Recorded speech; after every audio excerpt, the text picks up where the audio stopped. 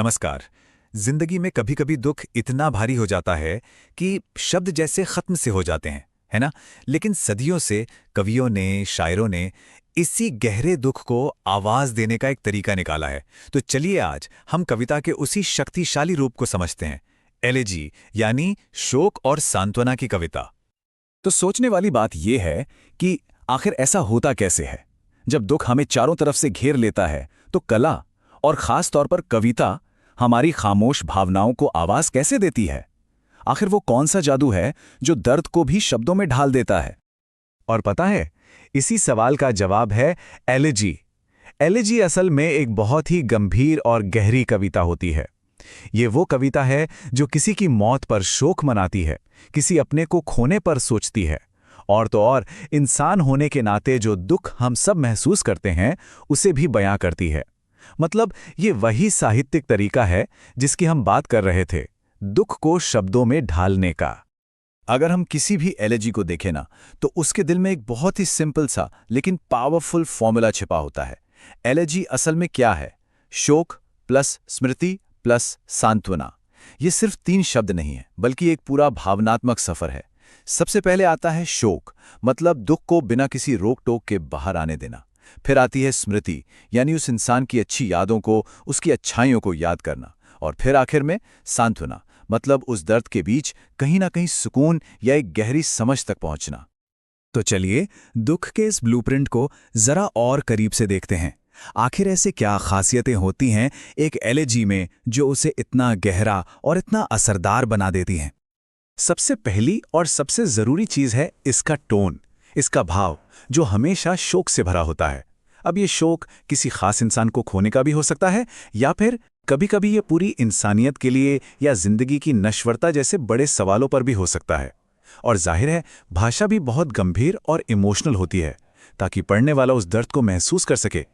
लेकिन, और ये सबसे जरूरी बात है, एक अच्छी एलेजी कभी भी दुख में छोड़कर नहीं जाती। नहीं, वो हमेशा खत्म होती है एक उम्मीद पर, एक एक्सेप्टेंस पर, जो हमें अंधेरे से रोशनी की तरफ ले जाती है। अच्छा, तो अब बात करते हैं इसके स्ट्रक्चर की, इसकी बनावट की। और देखिए, ये सिर्फ कुछ हिस्सों की लिस्ट नहीं है। नहीं, ये एक पूरी भावनात्मक यात्रा है जिसके 3 पड़ाव होते हैं। ये पूरी यात्रा 3 स्टेज में आगे बढ़ती है। पहला पड़ाव है विलाप। यहां पर कवि अपने कच्चे गहरे दुख को बिना किसी बनावट के सामने रखता है।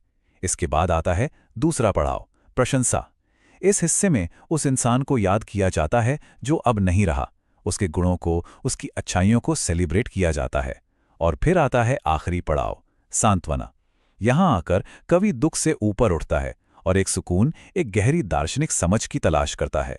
जानते हैं, यही वो स्ट्रक्चर है जो हमें मनोवैज्ञानिक तौर पर भी दुख से उभरने में मदद करता है। हर एक कदम हमें दुख से समझ की ओर ले जाता है। तो ये जो भावनात्मक यात्रा है, ये तो हर एलेजी का दिल है।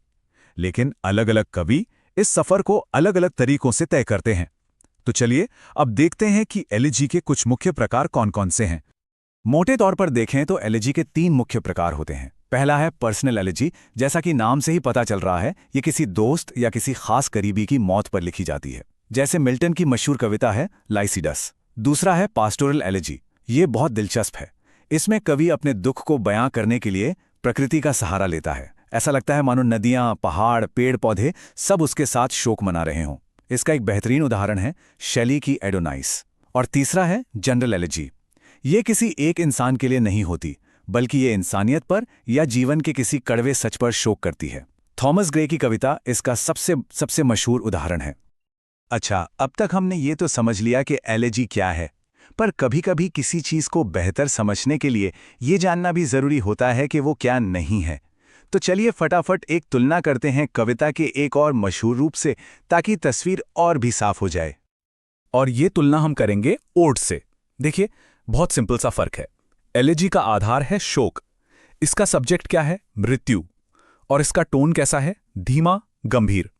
दूसरी तरफ ओड का आधार है प्रशंसा, उसका सब्जेक्ट है खुशी, कोई महान विचार या कोई जीवित इंसान भी हो सकता है, और उसका टोन जोश और चिंतन से भरा हुआ। तो बिल्कुल सीधे शब्दों में कहें तो एलेजी दुख को आवाज देती है और ओड खुशी या सम्मान को।